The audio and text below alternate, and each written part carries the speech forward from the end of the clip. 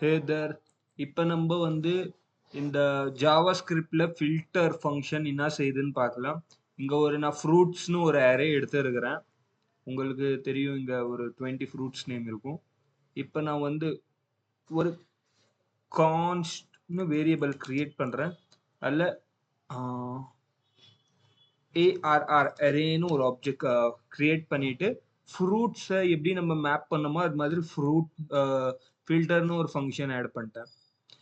Filter என்னென்ன பண்ணுன்னா ஒரு எலிமெண்ட்டை நம்மளுக்கு தரும். இப்போ எலிமெண்ட்னு ஒன்று எடுத்துக்கினேன். அது ரிட்டர்ன் நம்மளுக்கு என்ன தரும்? Arrow function call back. அதனால இந்த எலிமெண்ட்டை பிரிண்ட் பண்ணிடலாம். கன்சோல் இல்லை நம்ம கன்சோல் பண்ணலையானா டைரெக்டாக இங்கே தரோம், அரேக்குள்ளே தரோம். அதனால எலிமெண்ட்னே தந்துடலாம். இப்போ நான் கன்சோல் லாக் பண்ணுறேன். ARR. இப்போ நான் ரன் பண்ணுறேன். நோடு இது பேர் என்னது? ஃபில்டர். இது தெரியுதா? ஆப்ஜெக்டாக வந்துருச்சு. இதுவே எனக்கு பிரிண்ட் கன்சோல் லாக் பிரிண்ட் பண்ணணுமா இருந்துச்சுன்னா இது டைரக்டா இதெல்லாம் நம்ம போட தேவையில்லை. இந்த இதையும் டிலீட் பண்ணிடுறேன். டைரக்டா நம்ம எப்படி மேப்ல பண்ணோம்? கன்சோல் டாட் லாக் ஒரு ஸ்ட்ரிங் லிட்ரல்ஸ் ஐ லவ் இதுல எழுதிடுங்க அந்த எலிமெண்ட். இப்போ ரன் பண்றேன். வந்துச்சா? I love. இப்போ நீங்க கேட்கலாம் இதுக்கும் என்ன டிஃபரன்ஸ் அப்படின்னா, நம்ம இதுல ஃபில்டர் பண்ணி எடுக்கலாம். நிறைய மேப்லயும் இதுதான் வந்துச்சு அவுட்புட்டா, ஃபில்டர்லயும் இதுதான் வந்துச்சு அவுட்புட்டா. பின்ன மேப்புக்கும் ஃபில்டருக்கும் என்ன டிஃபரன்ஸ்? இப்போ நான் இதை பேக் பண்ணிட்டு நம்ம அந்த அரேன்னு ஒன்று எடுத்தோம்ல, அது எடுக்க தேவையில்லை. இதுல வெறும் ஒரு கண்டிஷன் செக் பண்றேன். கண்டிஷன் செக் பண்ண இடத்துனால நான் கர்லி பிராக்கெட்ஸ் போட்டுக்கிறேன். ரிட்டர்ன் வேல்யூ தரணும்.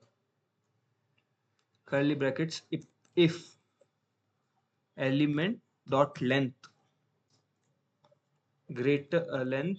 greater than 5 இருந்தா ரிட்டர்ன் பண்றேன் எலிமெண்ட்.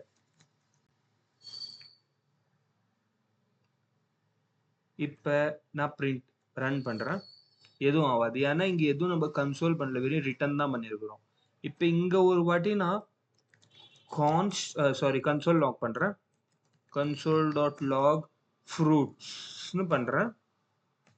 அதே மாதிரி இதை காப்பி பண்ணி இந்த ஃபில்டருக்கு அப்புறம் போடுறேன்.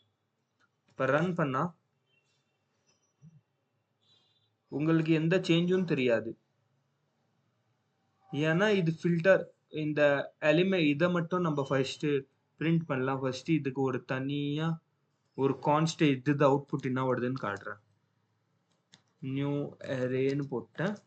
இல்ல கன்சோல் டாட் லாக்ல நியூ அரே பண்றேன். நியூ அரே இப்போ ரன் பண்றேன். இங்க தெரியுதா? இதுல ஃபுல்லா நிறைய எலிமெண்ட்ஸ் இருக்குது. இதுல வந்து கம்மி எலிமெண்ட்ஸா தான் இருக்குது. நம்ம ஃபில்டர் என்ன பண்ணணும்னா ஃபில்டரேஷன் பண்ணி அதை மட்டும்தான் அவுட்புட்ல தரும். ஆனா மேப் இப்ப இதுலயே நான் ஃபில்டர்ல மேப் போட்டுறேன். மேப் இப்ப நான் ரன் பண்ணனா உங்களுக்கு தெரியும் அன்டிஃபைன்ட்னு ஒரு எக்ஸ்ட்ரா வேர்ட்ஸ் தருது. இதுதான் ஃபில்டருக்கும் மேப்க்கும் டிஃபரன்ஸ். இப்போ இதே ஒரு காப்பி பண்ணி இங்க வெறும் அரே மட்டும் தந்துக்கிறேன். ஃபில்டர் அரே மட்டும் தந்துக்கிறேன். இங்க ஃபில்டர் எழுதிக்கிறேன். ஃபில்டர் இப்போ நீங்க பார்க்கலாம் ஃபில்டர்தும் அரேதும் எப்படி இருக்குதுன்னு. இது வெறும் அரே. இது நம்ம நார்மலா இருக்கிற நார்மல்தும் நம்ம பிரிண்ட் பண்ணிக்கிறோம்.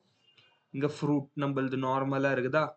இது வரையும் நம்ம மேப் ஃபங்க்ஷன் அன்டிஃபைன்ட்னு வருது. எது இல்லையோ அதுக்கு அது அன்டிஃபைன்ட்னு தருது. ஏன்னா அது ஒரு புது அரே கிரியேட் பண்ணுது. இங்க தெரியுதா? இது வந்து ஃபில்டர்து. ஏன்னா நம்ம கிட்ட ஃபில்டர் பண்ணி எது அன்டிஃபைடோ அதெல்லாம் தானா ஃபில்டர் பண்ணி தந்துருது. இதுதான் ஃபில்டருக்கும் மேப்க்கும் டிஃபரன்ஸ்.